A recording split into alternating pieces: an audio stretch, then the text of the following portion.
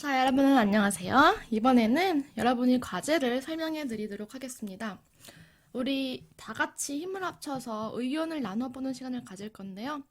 여러분 지금까지 숙제를 다 혼자서 작성해서 구글 클래스룸에 내고 이런 식으로 진행을 했는데요.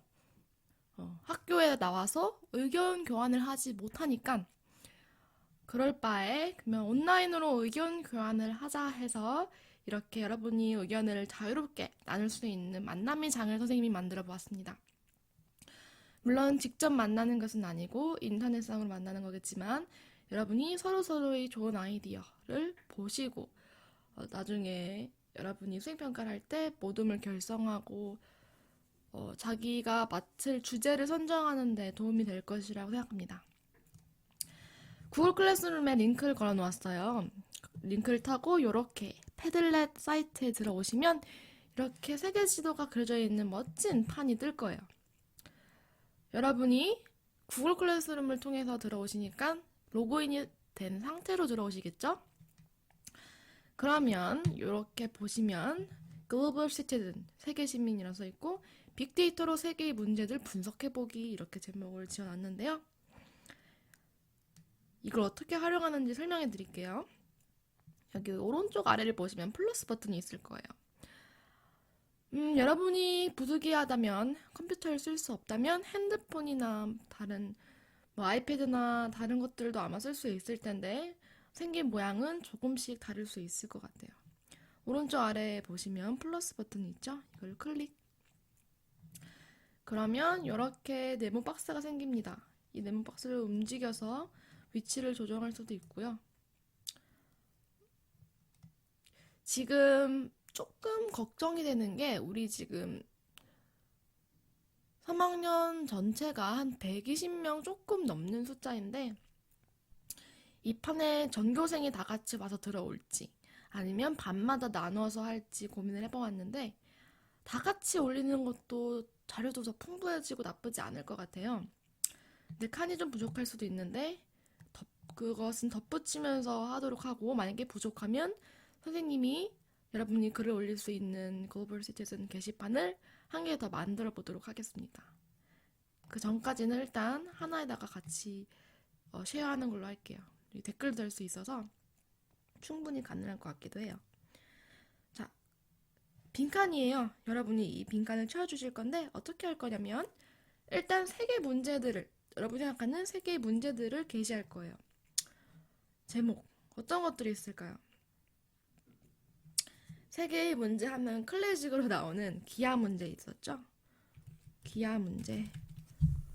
지금 폰트가 영어 폰트는 되게 이뻤는데 한글 폰트가 뭔가 궁서체라서 조금 웃겨요.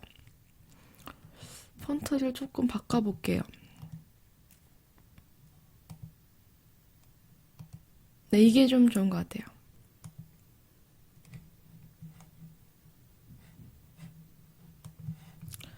저장을 안 눌렀네요. 오케이. 자, 기하 문제 이렇게 써놓았고요. 하나 더 해볼까요? 아동 착지 문제도 심각한 것 같아요. 그리고 가능하다면 지금 이렇게 지도가 있으니까 그 나라의 특정 한 나라에 관련된 문제라면 그 나라 위에 올려놓는 것도 나쁘지 않을 것 같아요. 기하 문제가 아무래도 아프리카에 많으니까 이쯤에 올려놓고 그리고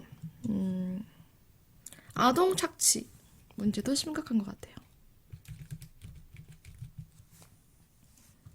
아동 노동 착취 이렇게 자세하게 조금 더 길게 적어주실 수도 있어요. 자, 이렇게 해놓고서 내가 이 기하 문제에 대해서 할 말이 있는데 이미 다른 친구들이 이렇게 포스팅을 해놨어. 그럴 경우 댓글을 클릭하셔서 여기다가 댓글을 써주시고 여기 오른쪽에 있는 화살표 버튼을 누르시면 댓글이 올라갈 거예요. 그리고 연결도 할 수 있거든요. 선생님 생각에는 기하 문제랑 아동노동 착취랑 조금 연관이 있는 것 같아 라고 생각하면 포스트에 연결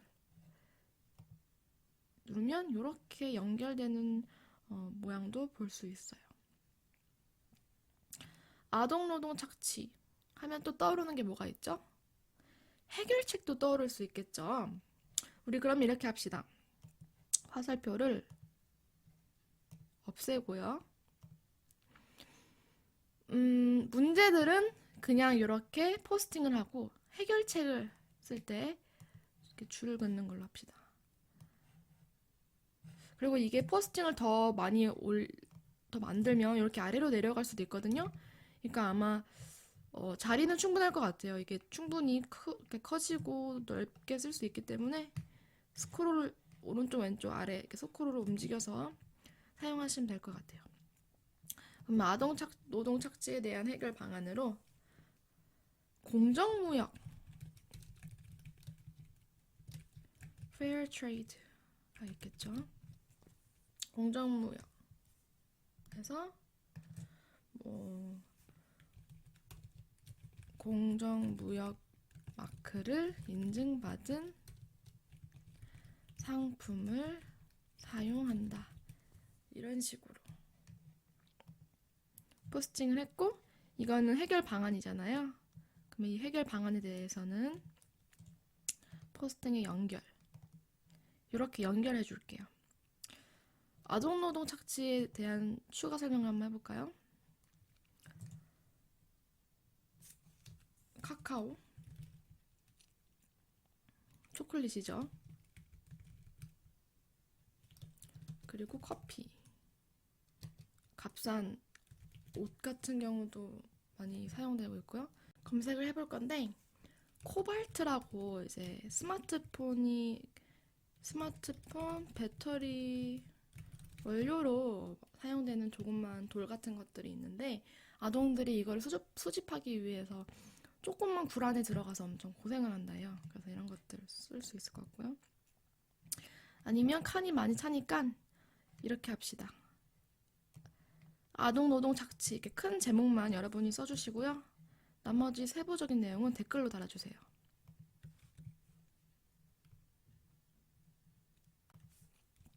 그렇게 해서 더 많은 내용들이 보기 쉽게 들어갈 수 있게끔 댓글 이렇게 달아주시면 되겠어요. 댓글 편집도 할 수 있고요. 네. 이런 식으로 꾸며주실 거예요. 선생님이 다 하면 여러분이 쓸 게 없어지니까 조금만 더 해볼까요? 환경 문제도 심각하죠. 전쟁 문제도 있는데, 전쟁 문제는 여러분이 써주세요. 선생님이 쓰진 않을게요. 전쟁 문제는 중동에서 많이 일어나고 있으니까 여러분이 누군가가 먼저 숙제하시는 친구가 중동에다가 해놓고서 전쟁 난민 이렇게 써주세요. 아시겠죠? 이거 영상 봤는데 숙제하러 들어가는데 아무도 안 써놨으면 여러분이 먼저 쓰셔야 돼요. 그리고 환경 문제도 있죠. 환경 파괴. 이런 식으로 문제들은 크게 굵직굵직한 제목만 써주시고, 해결 방안도 크게 굵직한 제목만 써서 화살표로 연결, 그리고 자세한 내용은 댓글로 활용해 주시고, 내가 쓰려 했는데 어떤 친구가 먼저 포스팅을 했어요? 그러면 댓글로 더 자세한 내용을 덧붙여서 의견을 나누시면 될 것 같아요. 이런 식으로. 자, 그런데 왜 빅데이터예요? 환경 파괴 문제에 대해서, 그리고 기아 문제, 아동노동 착취 문제 등등 전 세계에 일어나는 문제들, 코로나 바이러스도 있을 수 있겠죠. 여기 코로나 바이러스도 하나 올려놓을까요? 여러분이 그 세계의 문제점에 코로나 바이러스 언급도 많이 했어요. 그래서 중국 우한시 위에 코로나 바이러스. 해결책 같은 거 쓰시려면 요 아래나 위에 멀찌감치 포스팅 해놓고서 이렇게 화살표 하나 달아 놓으시면 돼요. 자, 이렇게 해서, 그리고 선생님이 지금 언급하진 않았지만 문제들이 엄청 많아요. 남자 여자 양성평등 문제, 깨끗한 에너지 생성 문제, 일자리 문제, 그리고 양질의 교육 문제. 교육은 뭐 동아시아 쪽에 이렇게 해놔도 될 것 같고. 그리고 책임감 있는 소비와 생산. 기후변화. 환경 파괴랑 연관이 있지만 기후변화. 기후변화는 여기 북극 빙하가 막 녹고 있어서 북극곰이 사냥을 힘들어한다는데 북극 쪽에 기후변화 이렇게 써놓아도 될 것 같아요. 기후변화 등등등. 이 밖에 다양한 문제들이 있는데 그런 문제들 여러분이 이런 식으로 큼직큼직하게 포스팅해주세요. 자, 그 다음에 해야 할 일. 지금부터가 중요한데요. 자, 빅데이터로 세계의 문제들을 분석해본다 했죠? 이제 빅데이터가 활용되어야 돼요. 이 각각의 문제들을 빅데이터로 더 설명해 줄 거예요. 여러분이 나중에 글을 쓸 때 환경 파괴, 기후변화의 문제가 있습니다. 이렇게 주장만 하면 좋은 글이 아니에요. 모든 주장에 대해서는 그에 따른 근거가 필요한데 그 근거, 덧붙임 근거로 우리는 빅데이터 자료를 활용할 거예요. 우리가 빅데이터를 수집하고 분석할 수는 없으니까 이미 수집되고 분석된 것들을 사용할 거라서 지금 인터넷을 키셔서 조금 더 깊게 리서치를 시작해 보도록 하겠습니다. 자, 선생님이 아동 착취에 관한 검색을 해봤어요. 2018년 세계 아동 노동 반대의 날. 자, 아동 노동은 현대판 노예제입니다. 매일 60명. 그리고 전 세계 8,500만 명이 있다 하네요. 남한의 인구가 5천만 명인데 남한 북한 인구 합한국보다 많대요. 매일 60명이 생명을 잃고 전 세계 8,500만 명이. 이런 구체적인 자료를 여러분이 댓글로 쓸 거예요.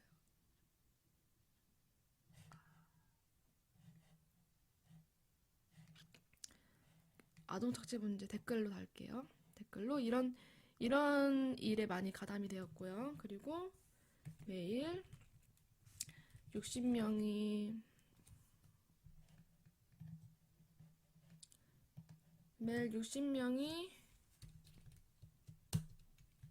아동이 노동을 하다가 사망을 하고 전 세계적으로 몇 명이라 했죠? 8,500만 명?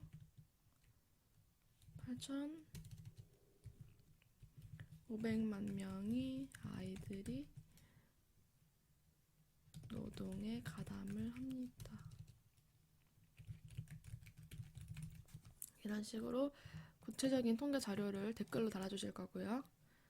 지금 꺼졌는데 다시 한번 아동 노동 착취 실태라고 쳐볼게요. 잘 보시면 여기 학술 자료도 있고 되게 다양한 자료들이 많아요. 이 중에서 여러분이 원하는 자료를 골라 쓰시면 되는데, 자, 60명, 8,500만 명 이렇게 여러분이 갖고 와서 쓰실 거고요. 그리고 그냥 쓰지 마시고요. 가능하면 여러분이 참고한 자료의 링크도 같이 함께 걸어주세요. 여기 위에 보시면 URL 링크가 있죠? 이거를 복사하셔서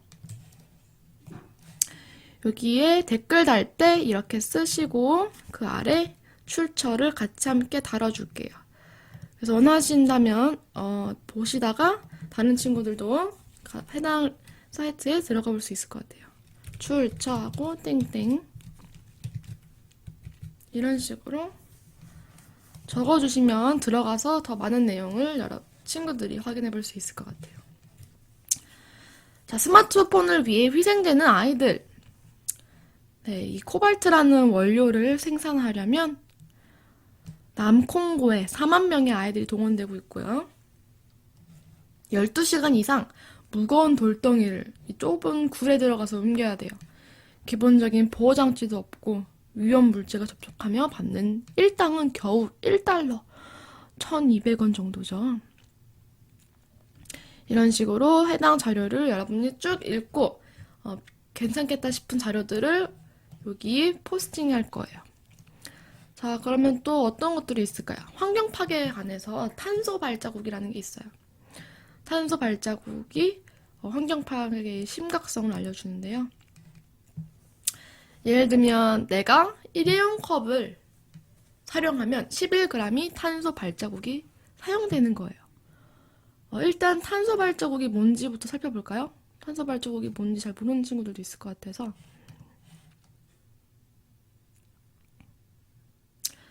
자, 탄소 발자국은 아마 기가 시간에 건강한 음식, 먹거리 이런 거 하면서도 배울 것 같은데, 개인 또는 단체가 직접 간접적으로 발생시키는 온실 기체의 총량을 의미합니다. 여기에는 이들이 일상생활에서 사용하는 연료, 전기, 용품 등이 모두 포함됩니다. 그러니까 예를 들어서 종이컵을 하나 만들 때 종이컵 띡 만들고 끝인가요?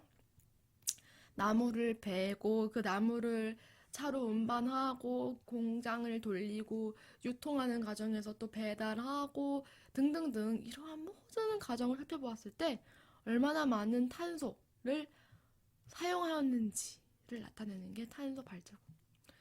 비슷한 맥락으로 물 발자국이라는 것도 있어요. 이것은 여기 나와 있죠. 물 발자국은 제품 및 서비스 원재료 취득, 생산, 유통, 사용, 폐기 등 모든 과정에서 간접적으로 사용되는 물의 총량. 즉, 이 커피가 한 잔 만들어지고 또 폐기되고 하는 모든 과정에서 우리가 사용하는 물의 양이 겨우 이 조그만 커피 한 컵 먹는데 19리터가 아닌 지금 19,000리터인가요? 어마어마하네요. 우유는 990리터, 달걀 달걀 한 개가 3,340리터. 어마어마하죠. 이렇게 많은 물들을 우리가 사용하고 있는 거예요. 지금 이러한 구체적인 수치가 다 빅데이터니까 나중에 글쓰기를 할 때 이런 수치를 활용해서 튼튼한 근거가 있는 좋은 글을 쓸 수 있을 것 같아요. 네, 그러면 아까 탄소 발자국부터 볼까요? 일상생활 속 내가 만드는 탄소 발자국. 노트북 사용 10시간을 하면 258g의 탄소를 여러분이 사용한 거예요. 세탁기 1시간은 더 많은 탄소를 사용하네요. 화장실 한 번 갈 때도 마찬가지고 드라이어기를 사용할 때도 마찬가지고 이렇게 우리 일상생활 모든 부분에 우리는 탄소 발자국을 사용하고 있어요. 탄소 발자국이랑 물 발자국은 조금 더 큰 개념이니까 아예 새로 하나 만들게요. 탄소 발자국.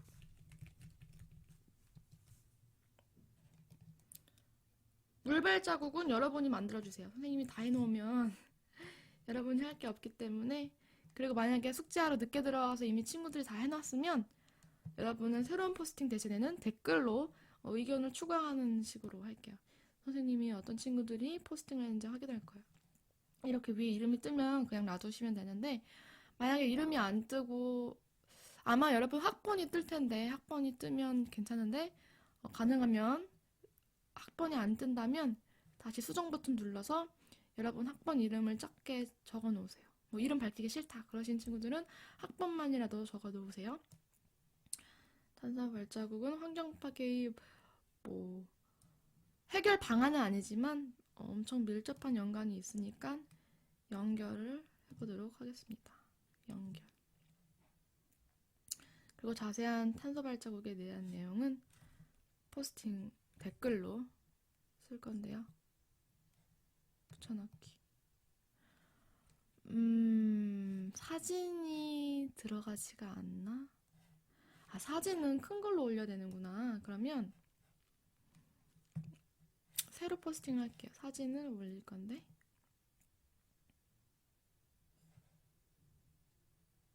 카메라는 아니고 사진을 찍는 게 아니구나. 파일을 올릴 거니까 이렇게 업로드를 올려야겠죠.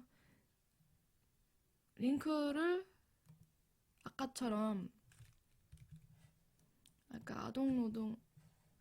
아까 이 아동 착취 노동 관련된 링크를 아예 갖고 오셔서 이렇게 링크를 올리시면 이렇게 링크가 떠요. 좋죠? 그럼 바로 클릭하시면 들어갈 수 있어요. 그래서 좋은 사이트가 있다면 이런 식으로 링크로 덧붙임 해주셔도 되고요. 나는 아까 그 사진을 올리고 싶다. 그러면 이 사진을 이미지 저장을 해서 바탕화면에다가 탄소 발자국 저장하신 다음에 다시 패들렛에 들어가서 플러스 버튼, 업로드, 픽 파일, 아까 있었던 탄소 발자국 클릭하시면 짜잔! 이렇게 사진이 바로 올라가요. 그러면 이거를 클릭하면 이렇게 크게 볼 수도 있어요. 좋죠? 그러면 얘도 탄소 발자국에 관련된 거니까 얘는 아동 착취 관련된 거는 여기 공공무역, 노동 착취 여기 같이 이렇게 아래에다가 자리를 만들어서 포스팅 해주시면 되고요. 얘도 아동 착취에 관련된 거니까 연결을 해봅시다. 그리고 여기 탄소 발자국, 얘는 탄소 발자국이랑 관련된 거니까 연결, 요렇게 이런 식으로 쭉 해주시면 될 것 같아요. 물발자국도 여러분이 한번 사진 다운받아가지고 마음에 들고 좋은 사진 있으면 하나 다운받아서 올려놓도록 해주시고요. 자, 그리고 보시면 코로나 바이러스와 빅데이터를 쳐보니까 빅데이터 기반 주요 이슈 분석 나와 있죠. 2020년 1월 20일에 국내에서 첫 확진자가 발생한 후 코로나 바이러스 감염증 19 이하 코로나19가 확산되면서 국민의 일상생활부터 국가와 경제, 사회 전반에 걸쳐 영향을 미치고 있음. 이 글에서는 코로나19 관련 언론 보도 및 댓글들을 분석하여 이 분석한 게 빅데이터를 활용한 거죠. 빅데이터를 활용하여 시기별로 발생한 이슈들을 살펴보았음.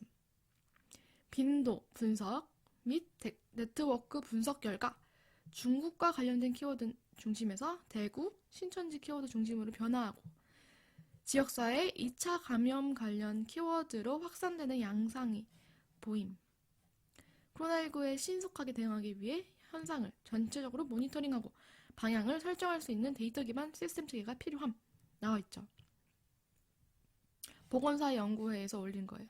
이게 3월 17일에 올라온 거니까 한참 신천지 때문에 더 많이 퍼졌을 때 관련된 내용이 나오고 있네요. 이런 식으로 빅데이터. 우리 교과서에는 단지 독감, 약을 얼마나 많이 사고 독감 증상을 검색하느냐에 따라서 독감이 발생한다는 것을 알 수 있지만 여기는 조금 더 구체적으로 어떤 내용을 검색하는지 보았죠. 이렇게 키워드 중심으로 검색, 코로나 관련 검색이 어떻게 해서 어디에서 어디로 변화하는지. 아마 4월 말쯤에는 해외에서 유입되는 코로나 환자들이 많았을 거예요. 그래서 뭐 미국이나 특정 나라들이 언급됐을 거고, 그리고 검역 감염, 뭐 항공, 뭐 비행기, 뭐 해외 감염, 뭐 유학생 등등 키워드가 많이 검색되었겠죠. 그렇다면 이제 대구 신천지는 이제 완화되었지만 또 그런 쪽으로 혹은 최근에 이태원도 관련돼서 이태원 관련 검색이 늘면서 또 이번에는 새로운 감염 확산이 일어났구나 이런 것을 빅데이터를 통해서 분석할 수 있는 거예요. 그래서 이런 내용을 여기 코로나 바이러스 관련 내용으로 댓글을 달아주시거나 뭐 사진이나 좋은 사이트가 있다면 링크를 달아서 화살표를 표시해 주시면 되겠죠. 네. 또 뭐가 있을까요? 인터넷을 여러분 요즘에는 무조건 외우는 것보다는 정보를 잘 활용하는 기술이 중요해요. 그래서 선생님이 여러분에게 모든 정보를 그냥 주는 것보다는 스스로 정보를 찾아보는 연습도 중요하니까 집에서 인터넷도 있겠다. 컴퓨터도 마음껏 할 수 있겠다. 좋은 자료들을 충분히 찾아보셨으면 좋겠어요. 아동 착취 관련된 자료 또 빅데이터 관련 자료가 엄청 많아요. 여기 자료, 이 사진 좀 흥미로워 보이는데 자세히 한번 볼까요?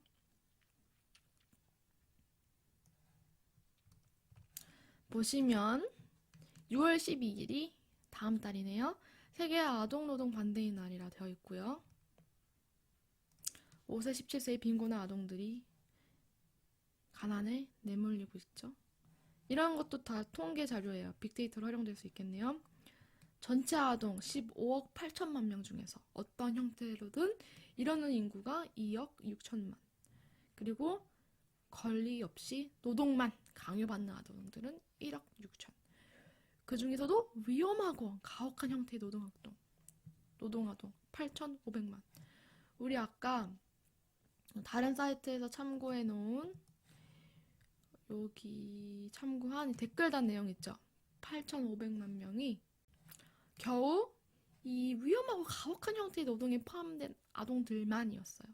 다른 형태로든 아동 노동에 지금 몸담고 있는 친구들이 엄청 많은 걸 알 수 있죠. 자, 여러분은 편하게 앉아서 공부할 수 있으니까 감사하게 생각하면서 우리가 세계 시민의식을 더 키워서 이러한 문제들을 우리가 어른이 되고 조금 더 능력이 있는 사람들이 되었을 때 해결하는데 앞장서는 사람들이 되었으면 좋겠어요. 이 사진도 좋은 자료들이 정말 많네요. 네, 이것도 여러분 중에 한 명이 다운받아서 여기에 올려놓으세요. 선생님이 다 해놓으면 여러분이 할 게 없으니까 선생님은 이렇게 아웃라인만 크게 그려주는 걸로 하고 더 많은 문제들을 포스팅해 주시고 관련된 빅데이터 자료들을 링크를 걸어서 혹은 사진을 다운받아서 이렇게 연결해 주시고 댓글로 많이 남겨주세요. 그리고 여러분이 공감하거나 관심 가는 분야의 문제들이 있으면 하트를 눌러주세요. 아시겠죠? 그러면 이번 시간 숙제도 충분한 시간을 할애해서 다 여러분이 많은 시간을 투자한 만큼 남는 것도 많을 테니까 열심히 해주셨으면 좋겠습니다. 그러면 과제 열심히 하시고 다음 주에 뵙도록 하겠습니다. 이번 과제는 일주일 내내 하긴 할 텐데 미리미리 하시고요. 수요일 과제이니 화요일 3시까지 마감 기한을 갖도록 하겠습니다. 그러면 이번 시간도 수고하셨습니다. Goodbye everyone.